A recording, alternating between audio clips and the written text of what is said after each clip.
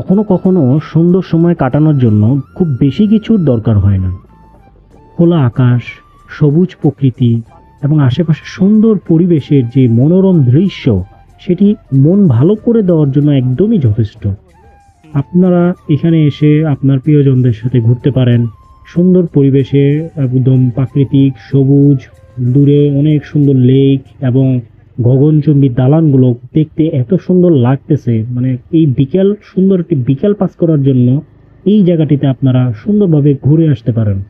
এটি হচ্ছে পুরো মেট্রো স্টেশন, উত্তরা সেন্টার নেমে এই আশেপাশে সব সুন্দর পরিবেশ।